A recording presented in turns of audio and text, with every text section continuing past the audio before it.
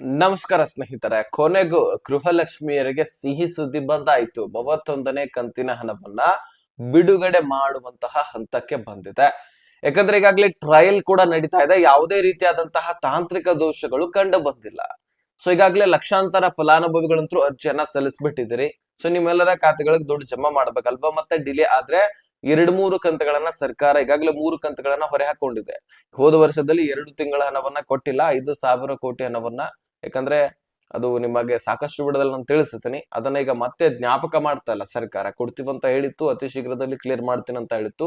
ಅದರ ಬಗ್ಗೆ ಈಗ ಚರ್ಚೆ ಆಗ್ತಾ ಇಲ್ಲ. ಅದನ್ನ ಬಿಡೋಣ. ಸದ್ಯಕ್ಕೆ ಬರ್ಬೇಕಾಗಿರ್ತಕ್ಕಂತಹ ಕಂತುಗಳ ಬಗ್ಗೆ ಥಿಂಕ್ ಮಾಡೋಣ. ಹಾಗಾದ್ರೆ ಬನ್ನಿ, ಈ 31ನೇ ಕಂತಿನ ಹಣವನ್ನ ಬಿಡುಗಡೆ ಮಾಡುವಂತಹ ಹಂತಕ್ಕೆ ಬಂದಿದೆ. ಸೊ ಏನಿದೆ ಪ್ರೂಫ್? ಎಷ್ಟು ಜನ ಅರ್ಜಿಯನ್ನ ಸಲ್ಲಿಸಿದ್ದಾರೆ, ಇನ್ನು ಎಷ್ಟು ಜನ ಬಾಕಿ ಉಳಿದಿದ್ದಾರೆ, ಇನ್ನು ಕೆಲವೊಂದಿಷ್ಟು ದಿನಗಳ ಕಾಲಾವಕಾಶ ಮಾತ್ರ. ಬೇಗ ಬೇಗ ಅರ್ಜಿಯನ್ನ ಸಲ್ಲಿಸಿ. ಸೊ ಇದ್ರ ಬಗ್ಗೆ ಎಲ್ಲವೂ ಕೂಡ ಚರ್ಚೆ ಮಾಡೋಣ. ಬಹಳ ಇಂಪಾರ್ಟೆಂಟ್ ಮಾಹಿತಿ, ಸ್ವತಃ ಲಕ್ಷ್ಮೀ ಹೆಬ್ಬಾಳ್ಕರ್ ಅವರು ಕೊಟ್ಟಿರ್ತಕ್ಕಂತಹ ಮಾಹಿತಿ ಬಗ್ಗೆ ತಿಳಿದುಕೊಳ್ಳೋಣ. ಮತ್ತು ಯಾವ ಯಾವ ಕಂತುಗಳು ಪೆಂಡಿಂಗ್ ಉಳಿದಿದೆ ಅದರ ಬಗ್ಗೆನೂ ಕೂಡ ಚರ್ಚೆ ಮಾಡೋಣ. ಸೊ ನೀವು ಈ ವಿಡಿಯೋನ ಆದಷ್ಟು ಕೊನೆವರೆಗೂ ವಾಚ್ ಮಾಡಿ ಸ್ನೇಹಿತರೆ. ಈ ಗೃಹಲಕ್ಷ್ಮಿ ಯೋಜನೆಯಲ್ಲಿ 31ನೇ ಕಂತಿನ ಹಣಕ್ಕೆ ಬಂದು ನಿಲ್ತಿದೆ. 30ನೇ ಕಂತಿನ ಹಣ ಮಾರ್ಚ್ ತಿಂಗಳ ಹಣದವರೆಗೂ ಕೂಡ ಸರ್ಕಾರ ಕ್ಲಿಯರ್ ಮಾಡಿದೆ. ಅಂದ್ರೆ ಈ ವರ್ಷದ 28ನೇ ಕಂತಿನ ಹಣ ಅಂದ್ರೆ ಜನವರಿ ತಿಂಗಳ ಹಣ, 29 ಅಂದ್ರೆ ಫೆಬ್ರವರಿ, 30 ಅಂದ್ರೆ ಮಾರ್ಚ್. 30ನೇ ಕಂತಿನ ಹಣದವರೆಗೂ ಕೂಡ ಅಂದ್ರೆ ಮಾರ್ಚ್ ತಿಂಗಳ ಹಣದವರೆಗೂ ಕೂಡ ಬಂದು ಕ್ಲಿಯರ್ ಆಗಿದೆ. ಸುಮಾರು 30 ಕಂತುಗಳು ಜಮಾ ಆಗಿದ್ದಾವೆ. ಅದರಲ್ಲಿ ಕೆಲವೊಂದಿಷ್ಟು ಜನರಿಗೆ ಒಂದು 2-3 ಕಂತುಗಳು ಕೂಡ ಜಮಾ ಆಗಿರೋದಿಲ್ಲ. ಅದರಲ್ಲಿ ಸರ್ಕಾರವು ಕೂಡ 2 ಕಂತುಗಳನ್ನ ಯಾಮಾರಿಸಿದೆ. ಅದು ನಿಮಗೆ ಗೊತ್ತಿದೆ. ಅನ್ನಭಾಗ್ಯ ಯೋಜನೆಯಲ್ಲಿ ಬದಲಾವಣೆ ಇತ್ತಲ್ವಾ? 2025 ಫೆಬ್ರವರಿ ಮಾರ್ಚ್ ನಲ್ಲಿ ಅಕ್ಕಿಯ ಬದಲಾಗಿ ನಿಮಗೆ ದುಡ್ಡಿನ ಬದಲಾಗಿ ಟೋಟಲಿ 10 ಕೆಜಿ ಅಕ್ಕಿಯನ್ನೇ ವಿತರಣೆ ಮಾಡ್ಲಿಕ್ಕೆ ಪ್ರಾರಂಭಿಸಿದ್ರು. ಆ ಒಂದು ಸಂದರ್ಭದಲ್ಲಿ ನಿಮಗೆ ಬದಲಾವಣೆ ಆಗ್ತು. ನಿಮಗೆ ಅಕ್ಕಿಯನ್ನ ವಿತರಣೆ ಮಾಡುವಂತಹ ಸಂದರ್ಭದಲ್ಲಿ 2 ತಿಂಗಳ ಹಣವನ್ನ ಸರ್ಕಾರ ಕೊಡದೆ ಡೈರೆಕ್ಟ್ ಆಗಿ ಏಪ್ರಿಲ್ ತಿಂಗಳ ಹಣವನ್ನ ಹಾಕಿತ್ತು.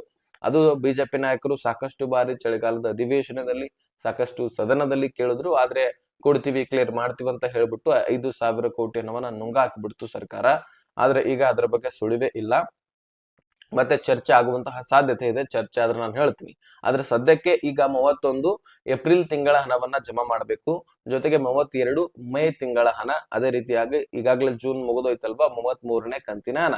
ಇನ್ನು ಜುಲೈದು ನಾವು ಕೇಳುವಂತಹ ಅವಶ್ಯಕತೆ ಇಲ್ಲ. ಈ ಜುಲೈದು ಆಗಸ್ಟ್ ನಲ್ಲಿ ಬರುತ್ತೆ. ಯಾಕಂದ್ರೆ ಒಂದು ತಿಂಗಳ ಹಣವನ್ನ ಇನ್ನೊಂದು ತಿಂಗಳಲ್ಲಿ, ಈಗ ಜುಲೈದು ಆಗಸ್ಟ್ ನಲ್ಲಿ, ಆಗಸ್ಟ್ ಸೆಪ್ಟೆಂಬರ್, ಸೆಪ್ಟೆಂಬರ್ದು ಅಕ್ಟೋಬರ್ ನಲ್ಲಿ, ಅಕ್ಟೋಬರ್ದು ನವೆಂಬರ್ ನಲ್ಲಿ, ಈ ರೀತಿಯಾಗಿ ಒಂದು ತಿಂಗಳ ಹಣ ಅದೇ ತಿಂಗಳಲ್ಲಿ ಜಮಾ ಆಗೋದಿಲ್ಲ ಪಿಂಚಣಿ ತರ. ಆ ತಿಂಗಳ ಹಣ ನೆಕ್ಸ್ಟ್ ಮಂತ್ ನಲ್ಲಿ ಜಮಾ ಆಗುವಂತದ್ದು. ಸರ್ಕಾರಿ ನೌಕರಸ್ಥರ ವೇತನ ಜಮಾ ಆಗುವ ಹಾಗೆ ನೋಡಿ. ಈಗ ಮಾರ್ಚ್ ನಲ್ಲಿ ದುಡಿಮೆ ಮಾಡ್ತಾರೆ, ಏಪ್ರಿಲ್ ನಲ್ಲಿ ವೇತನ ಪಡ್ಕೊಳ್ತಾರೆ, ಏಪ್ರಿಲ್ ನಲ್ಲಿ ದುಡಿಮೆ ಮಾಡಿರ್ತಕ್ಕಂಥದ್ದು ಮೇ ನಲ್ಲಿ. ಈ ರೀತಿ ಒಂದು ತಿಂಗಳ ಹಣವನ್ನ ಇನ್ನೊಂದು ತಿಂಗಳಲ್ಲಿ ವೇತನವನ್ನ ಪಡ್ಕೊಳ್ತಕ್ಕಂಥದ್ದು. ಅದೇ ರೀತಿ ಗೃಹಲಕ್ಷ್ಮಿಯವರಿಗೂ ಕೂಡ ದುಡ್ಡು ಜಮಾ ಆಗತ್ತೆ. ಸೊ ಅದೇ ರೀತಿಯಾಗಿ ಈಗ 31 ಏಪ್ರಿಲ್, 32 ಮೇ, 33 ಜೂನ್, ಈ 3 ತಿಂಗಳ ಹಣವನ್ನ ಸರ್ಕಾರ ಪೆಂಡಿಂಗ್ ಉಳಿಸಿದೆ. ಈ 3 ಕಂತುಗಳನ್ನ ಕ್ಲಿಯರ್ ಮಾಡ್ಬೇಕಂದ್ರೆ 7,500 ಕೋಟಿಯಷ್ಟು ದುಡ್ಡು ಬೇಕು. ಅದರಲ್ಲಿ ಈಗಾಗಲೇ ಪರಿಷ್ಕರಣೆ ಮಾಡ್ತಾ ಇದಾರಲ್ಲ, ಒಂದ್ ಸ್ವಲ್ಪ ಕಡಿಮೆ ದುಡ್ಡೇ ಹತ್ತುತ್ತೆ. ಯಾಕಂದ್ರೆ ಲಕ್ಷಾಂತರ ಫಲಾನುಭವಿಗಳನ್ನ ತೆಗೆದಾಕ್ತಾ ಇದ್ದಾರೆ. ಸುಮಾರು 4 ಲಕ್ಷಕ್ಕಿಂತ ಹೆಚ್ಚಿನ ಗೃಹಲಕ್ಷ್ಮಿಯರನ್ನ ಈ ಗೃಹಲಕ್ಷ್ಮಿ ಯೋಜನೆಯಿಂದ ತೆಗೆದಾಕಿದ್ದಾರೆ. ಇದರಲ್ಲಿ ಮೃತಪಟ್ಟವರು ಕೂಡ ಹೆಚ್ಚಾನೆಚ್ಚು ಜನ ಇದ್ದಾರಂತೆ.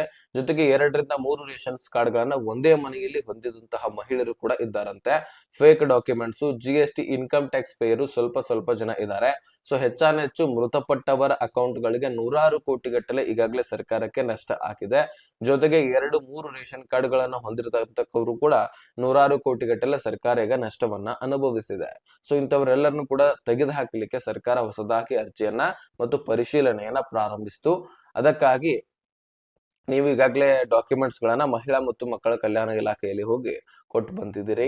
ಅಲ್ಲಿ ವೆರಿಫಿಕೇಶನ್ ಆಗ್ತಾ ಇದೆ. ಅದರಲ್ಲಿ ಯಾರು ಅರ್ಹತೆ ಹೊಂದಿರ್ತೀರಿ ಅವರ ಖಾತೆಗಳಿಗೆ ಈ 31ನೇ ಕಂತಿನ ಹಣ ಅಂದ್ರೆ ಏಪ್ರಿಲ್ ತಿಂಗಳ ಹಣ 2,000 ಈಗಾಗಲೇ ಬೆಂಗಳೂರು ನಗರ, ಬೆಂಗಳೂರು ಗ್ರಾಮಾಂತರ, ಅದೇ ರೀತಿಯಾಗಿ ಧಾರವಾಡ, ಯಾದಗಿರಿ, ಬೀದರ, ಕೊಪ್ಪಳ, ಬೆಳಗಾವಿ, ವಿಜಯನಗರ, ಅದೇ ರೀತಿಯಾಗಿ ಈ ಉತ್ತರ ಕರ್ನಾಟಕ ಸೈಡ್, ಅದರ ಜೊತೆಗೆ ಚಿಕ್ಕಮಗಳೂರು ಸೈಡ್ ಕೂಡ ಜಮಾ ಆಗ್ತಾ ಇದೆ.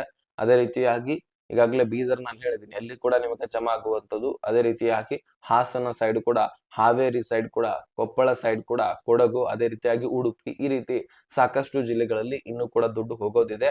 ಅಲ್ಲೆಲ್ಲವೂ ಕೂಡ ಒಂದ್ ಸ್ವಲ್ಪ ಈಗ ಟ್ರಯಲ್ ಕೂಡ ನಡೀತಾ ಇದೆ. ಯಾಕಂದ್ರೆ ಈಗ ಬಹಳ ದಿನದಿಂದ ಜಮಾ ಮಾಡಿರ್ಲಿಲ್ಲ ದುಡ್ಡನ್ನ. ಮತ್ತೆ ಒಮ್ಮೆಲೆ ಜಮಾ ಮಾಡ್ಲಿಕ್ಕೆ ಹೋದ್ರೆ ತಾಂತ್ರಿಕ ದೋಷವೂ ಕೂಡ ಆಗುವಂತಹ ಸಾಧ್ಯತೆ ಇರುತ್ತೆ. ಅದಕ್ಕಾಗಿ ಕೆಲವೊಂದಿಷ್ಟು ದಿನಗಳಲ್ಲಿ ಟ್ರಯಲ್ ನಡೆಯುತ್ತೆ. ಅಲ್ಲಿ ಯಾವುದೇ ರೀತಿ ತಾಂತ್ರಿಕ ದೋಷಗಳು ಕಂಡು ಬರ್ತಾ ಇಲ್ಲ ಈಗ ಸದ್ಯಕ್ಕಂತೂ. ಏನಾದ್ರೂ ಕಂಡು ಬಂದ್ರೆ ಮತ್ತೆ 3-4 ದಿನ ಡಿಲೇ ಆಗುವಂತಹ ಸಾಧ್ಯತೆ. ಈಗ ಸದ್ಯಕ್ಕಂತೂ ತಾಂತ್ರಿಕ ದೋಷ ಇಲ್ಲ. ಅದಕ್ಕಾಗಿ ನೀವು ವರಿ ಮಾಡ್ಕೊಳ್ಳುವಂತ ಅವಶ್ಯಕತೆ ಇಲ್ಲ. ಅದಕ್ಕಾಗಿ ಈಗ ಸದ್ಯಕ್ಕೆ ನಿಮ್ಮ ಖಾತೆಗಳಿಗೆ ದುಡ್ಡನ್ನ ಜಮಾ ಮಾಡ್ಲಿಕ್ಕೆ ಪ್ರಾರಂಭಿಸ್ತಾ ಇದ್ದಾರೆ. ಸೊ ಇದು ಕೆಲವೇ ದಿನಗಳಲ್ಲಿ ಸ್ಪೀಡ್ ಆಗಿನೂ ಕೂಡ ಜಮಾ ಆಗತ್ತೆ. ರಾಜ್ಯದ ಎಲ್ಲ ಮಹಿಳೆಯರಿಗೂ ಕೂಡ ಈ ಒಂದು 31ನೇ ಏಪ್ರಿಲ್ ತಿಂಗಳ ಹಣ ಜಮಾ ಆಗಿ ಕ್ಲಿಯರ್ ಆಗುವಂತದ್ದು. ಸೊ ಈ ವಿಷಯವನ್ನ ಎಲ್ಲ ಗೃಹಲಕ್ಷ್ಮಿಯರಿಗೆ ಶೇರ್ ಮಾಡಿ ಅವ್ರಿಗೂ ಕೂಡ ಕ್ಲಾರಿಫಿಕೇಶನ್ ಸಿಗ್ಲಿ ಮತ್ತು ದುಡ್ಡು ಬರ್ತಾ ಇಲ್ಲ ಅಂತ ಆ ಅಕೌಂಟ್‌ಗೆ ಚೆಕ್ ಮಾಡಿ. ಯಾಕಂದ್ರೆ ಈ ಬಾರಿ ದುಡ್ಡು ಜಮಾ ಆದ್ರೇನೆ ಮುಂದಿನ ಎಲ್ಲ ಕಂತುಗಳು ಕೂಡ ಜಮಾ ಆಗ್ಲಿಕ್ಕೆ ಸಾಧ್ಯ. ಈ 31ನೇ ಕಂತಿನ ಹಣ ಬರ್ಲಿಲ್ಲ ಅಂದ್ರೆ ನಿಮ್ಮ ಖಾತೆಗಳಿಗೆ ಯಾವಾಗ ಕೂಡ ಕಂತುಗಳು ಬರೋದಿಲ್ಲ. ಯಾಕಂದ್ರೆ ಈಗ ಪರಿಶೀಲನೆ ಆಗ್ತಾ ಇದೆಯಲ್ಲ, ಇದು ಮುಖ್ಯವಾದಂತದ್ದು. ಅದಕ್ಕಾಗಿ ಈಗ ದುಡ್ಡು ಪಡ್ಕೊಂಡ್ರೆ ಮುಂದಿನ ದಿನಗಳಲ್ಲಿ ಹೆಚ್ಚಾನೆಚ್ಚು ಎಲ್ಲ ದುಡ್ಡುಗಳನ್ನ ಪಡ್ಕೊಳ್ತೀರಿ. ಓಕೆ, ಈ ಇನ್ಫಾರ್ಮೇಶನ್ ಅರ್ಥ ಆಗಿದೆ ಅಂತ ಅನ್ಕೊಳ್ತೀನಿ. ಸೊ ಚಾನಲ್‌ಗೆ ಸಬ್ಸ್ಕ್ರೈಬ್ ಮಾಡಿಲ್ಲ ಅಂದ್ರೆ ಚಾನಲ್‌ಗೆ ಸಬ್ಸ್ಕ್ರೈಬ್ ಮಾಡ್ಕೊಳ್ಳಿ. ವಿಡಿಯೋ ನೋಡೋದಕ್ಕೆ ಧನ್ಯವಾದ.